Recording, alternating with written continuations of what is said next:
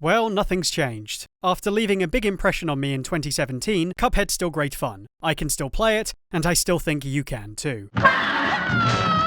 More importantly, I still wanted to play it. When I made my first Cuphead video, I was using the Xbox version, back in the days when I didn't have a fancy PC and my internet had the ping of a speak and spell.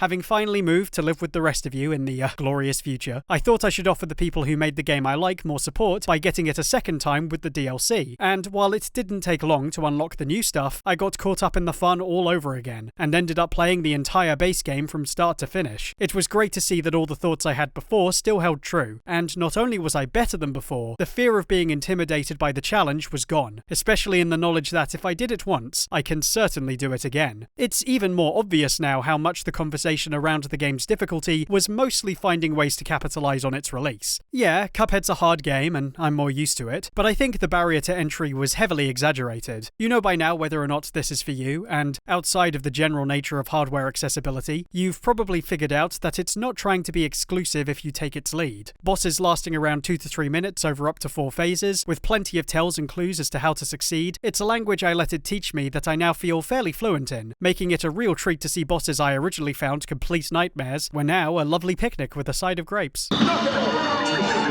Of course, the classic experience of the Cuphead grind returned in full force when I finally settled down to the new content of the Delicious Last Course expansion pack, boasting 12 new bosses, 7 normal, 5 as a series of new parry challenges. Once again, I was confronted with some funny, creative, and difficult battles as good as anything in the base game. It's as if a lot of these guys were always there, and looking through the art book released a while ago, a few of them probably were. There's a couple of bosses here not that much unlike the kind of challenges we faced last time, but I was also pleased to see some of them break the rules completely and offer some mechanical curveballs. Some phases had me gritting my teeth to try and keep my concentration and even my nerve so as to not be thrown off by the visuals, and like last time I was made to feel I was safe only for the game to smack me back down.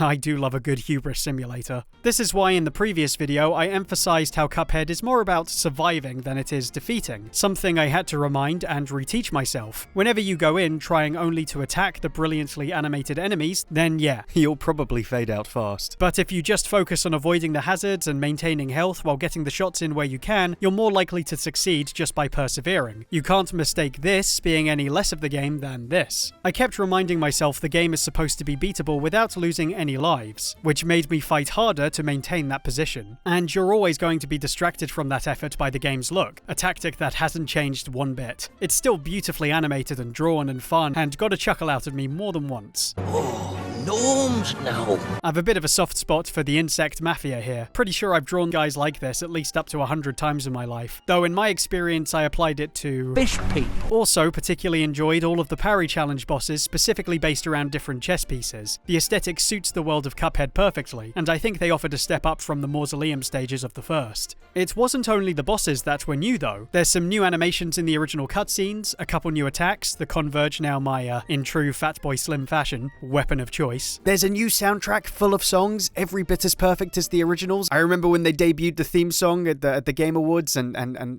they only do this for me, you know? One can eat their fill and still stay until the delicious last course. I know you get some dinner. And the biggest new addition, playing as Miss Chalice. Now there's a keeper. I like that her moveset differs from the boys and that it's non-negotiable. Chalice acts as a mode of her own where you can't equip other charms, and I ended up being completely okay with that, to the point where it was actually hard to go back to Cuphead or Thugman. She seemed in keeping with the way I play already. The extra hit point, the dash parry, the sweet double jump they got going, probably makes her easier to play as. Just a no-brainer to spice up the game this way and give players a whole new reason to go through the whole thing a couple more times. I did have some minor reservations. I don't know that the DLC bosses quite match the surrealism of the base game. While there are some weird left turns and awesome gameplay variations, there was nothing totally unexpected this time around, mostly fighting straightforward variations of the characters presented early on. I don't know if I felt that was a problem or a disappointment. I don't consider DLC as an effort to top the previous game's content, and maybe other people felt differently, but it gave off the impression that they were stretched to come up with new big ideas, as impressively weird as, say, a galloping ghost train with the sneaky eyes. There were 2 instances where I'm not sure the challenge actually stood up to the promise, and fair warning, spoilers ahead. The parry fights were bangers, but the final bout with the Queen I beat only on my second try. I didn't put a lot of thought into it, and it didn't push me much. I don't know if I'm missing missing something, or if this is supposed to be more of a challenge in the context of running the full gauntlet. But it felt like a bit of an anticlimax on its own, given how much each of the previous fights managed to escalate the tension. If you fulfill a certain set of special conditions, you can also unlock a secret fight with an angel and demon. The angel's attacks are harmless, while the demons aren't. The trick being that they switch every time you turn around, so the demon's attacks are always facing you. Mechanically, this had me grinning like a dang fool, and I thought this was going to be a real test of my concentration,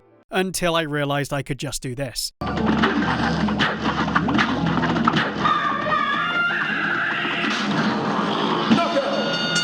Can't lie, felt a bit cheap. But that seemed like something they knew. I don't think this is here to be a super tough secret boss. From what I've read, this was apparently meant to be a phase of the original fight with the devil. Seems almost obvious looking at it now. This is why I think it's framed as a dream, to suggest that Cuphead is processing what feels like a moment from what was or will become his most climactic battle. It's possibly for this reason that the fight feels incomplete. You have to think of it more as an opportunity to play a bit of deleted content. Both the puzzle to unlock the boss and the reward are good enough incentives to justify its addition, especially offering you even more of a challenge than Cuphead's expert mode, which, look, I'm not that much better. You folks have fun with that. I'm gonna go to the beach. I also wanted to mention, before we get out of spoilers, that I enjoyed the final twist. I know it's a small thing and it sounds kinda silly to praise, but I didn't anticipate Saltbaker being the baddie. It was nice to see some kind of wrinkle in the plot, let alone one about taking over the astral plane.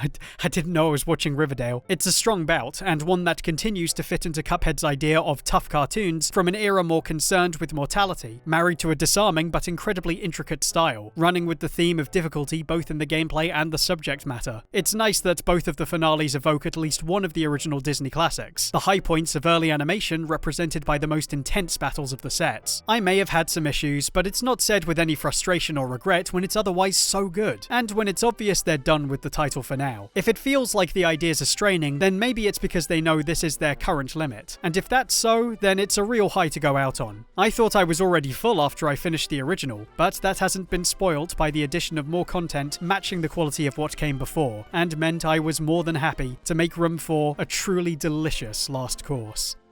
Ugh, that was a bit self-satisfied, wasn't it? I sort of let my inner internet critic get the better of me on that one. And it was a food analogy as well, probably the most unsexy bee moment in history. Shall we segue into talking about the other things I was going to mention? Yes, let's do that. In the interim, between then and now, Cuphead's become more than a game. This has gone from a quirky indie title to a cottage industry of its own, with toys, comics, and even the launch of an animated series. It's a real upturn from a bare-bones trailer at E3 that's since blossomed into a franchise on the shelves of the nerd stores, and everything they've made, especially that TV show, is also pretty good. Roll the dice!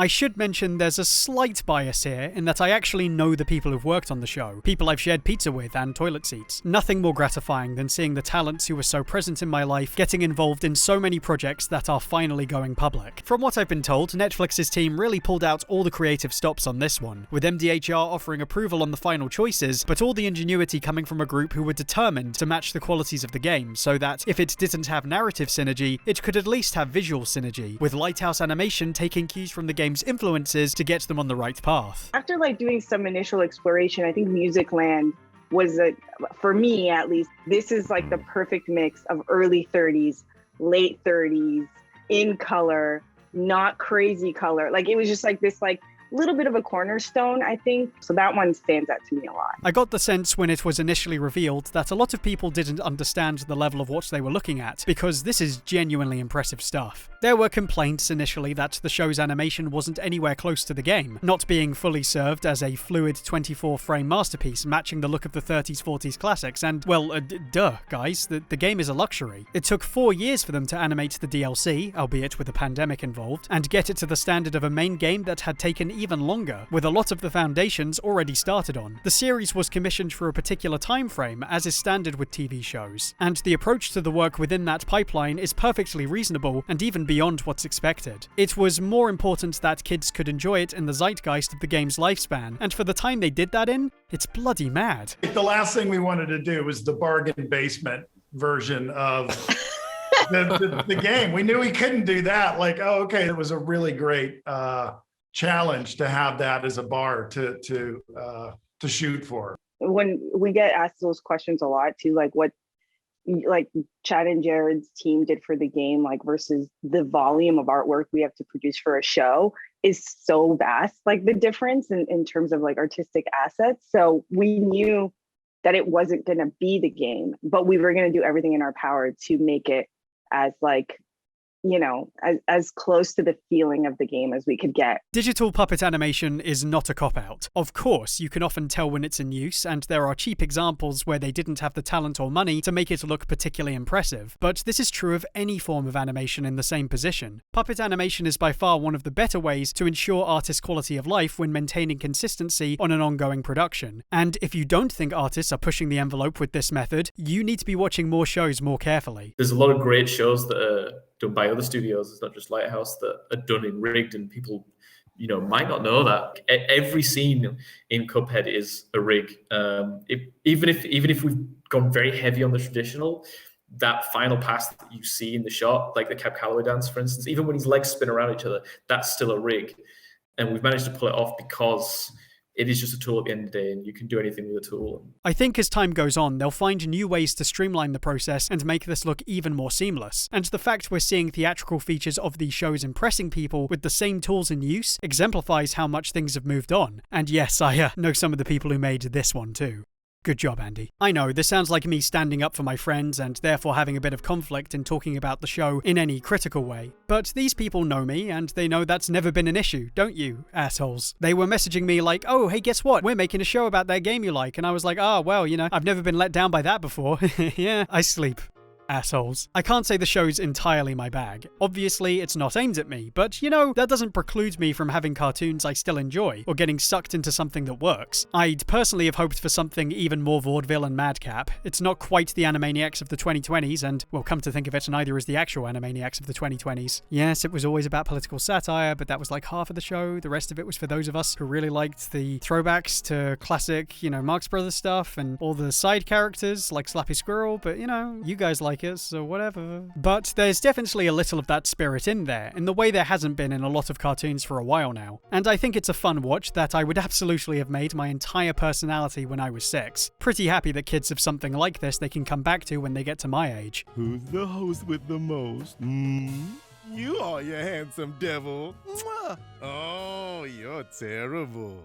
And now, we return to your favorite... I think I responded most to the King Dice episode, cause it's always good to get Wayne Brady in, and well, because of this face. Games having a huge merchandising presence isn't new, but it isn't something I thought would happen on this scale to something like Cuphead, and especially for products not initially aimed at kids. I think what made it interesting and popular has remained the same across all lines, with MDHR's level of protection over the brand coming through very clearly. There were naked butts, and Chad and Jared were like, no butts, no naked butts. We were like, okay. Sorry about that. I can look at the animated show and enjoy a lot of the qualities I enjoy about the game. Same for the comics, same for the figures, even if they're not aimed at me specifically. I'm happy people are connecting with it in all these different ways, and that it gave a bunch of my friends something to do, even if they cheated on getting that trombone right. The success feels fairly well deserved.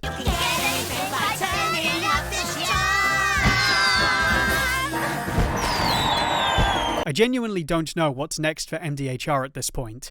I mean, I know there'll be more episodes of the show for a while, and I loved playing it again, but I'm not sure after DLC that I'm clamoring for more of the same. And given how long it's taken them to create, I feel they probably want a break too. We're going to make a nice, short, small DLC to complement the first game, and then jump on to our next project, but we let that spiral out of control in a funny way. Just kind of adds to the overall Cuphead universe, right? Not in a way of, hey, if we work on another Cuphead game, it's going to align with a Netflix show or any of that kind of thought. More of, let's just work on stuff that we love. And it's awesome that there's this other huge project that, you know, is getting the same kind of love. I can foresee them working on long-term plans and just managing the franchise as it continues to grow. But whether or not there'll ever be more, who can say? In any case, I'm glad I still like it so much, and even more grateful that I can still play it. Sorta.